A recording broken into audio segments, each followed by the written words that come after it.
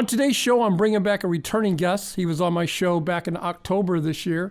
I'm talking about no other than Route1 Inc. You can find them on the OTCQB under the ticker symbol ROIUF. And if you're up there in Toronto, you can find them on the TSX under the ticker symbol ROI. And with us today is the CEO and director of the company, going to bring us up to speed and actually close out the year here in 2020, Mr. Tony Busseri. Tony, welcome back to the show. Thank you. Good to be here. As we leave this year behind us, what an incredible year you guys had, record results. I think you closed a $3 million private placement, and your stock price is up almost 200% year from this time last year. So my question to you is, what is next for the company? This past year is really a year of starting that climb up. A few years ago, we pivoted our business model to be more of an outcomes-based company, using our clients' data in a secure way to develop good outcomes for them that will permanently evolve their business. And we, as you're aware, we did a couple acquisitions in 18 and 19, and we started to see the fruits from those acquisitions in 20. Obviously, with COVID-19, one of our proprietary technologies, MobiKey, a secure work from home or remote access technology, went into high demand and was a favorite solution for our friends with the Department of Defense. So we've had a good year, and as we look at 21, we see a year of finally getting that next stage of acquisition growth done, expanding our business model into additional geographies, bringing in further talent, whether that be engineers or sales reps, but to really move that business model forward. And if we're running somewhere between 35 and $40 million a year revenue, we would hope to see that dramatically change with a 100% plus growth through acquisition and organic growth, such that when we obviously end 21, we're a company that again is double its size or more.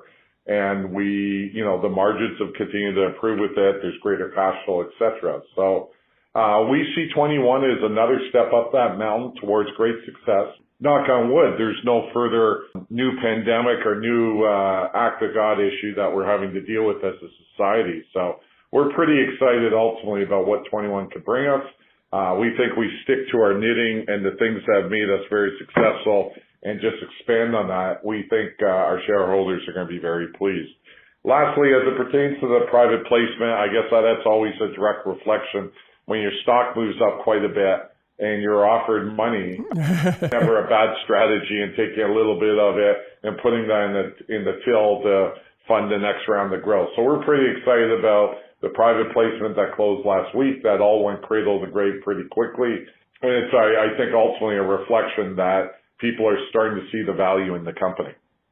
As the CEO of the company, what are you most proud of 2020 and your biggest success?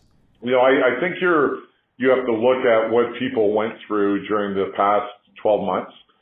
No one expected COVID, obviously. The way the team here at Route1 addressed it, provide a first-class service to our clients, I'm just really proud of. Whether it's, the 724-52 help desk supporting those clients that use MobiKey, whether it was our help desk that supports our installers that are out there working with different public safety groups to use our data intelligence or the technologies that support the use of data towards fighting crime, providing safer communities.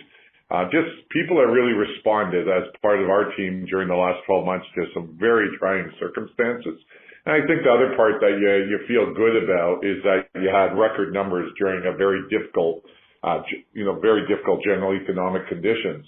What I'm hoping for from the team as we move into 21 is to allow people to grow and flourish in an environment that encourages creativity, encourages drive, encourages people that want to act as entrepreneurs and work within our framework, but drive our business forward. I think, we've been able to hire some really, really good talent during the last few months. And I'm looking forward to what they can do during 21. Looking forward for your company, what can we look for from Route1 around the M&A growth of 2021? Yeah, I would expect us during the first 100 days of next year or thereabouts to get our first deal done and a second deal to follow not too far after that, a little later in 21. I think it would, it's one of two flavors. We're going to be buying additional businesses that are in the rugged device business with deep client relations in the public safety arena, and strong sales teams and historical client relations. And/or we're going to be purchasing early stage technology that has small to little revenue, but could use our sales and marketing expertise, could use our engineering expertise to finish off that product. And those are smaller investments, of course, but it could be rounding out our intellectual property library. It could bring supportive technology to the table in the data analytics arena. It could be a data security technology.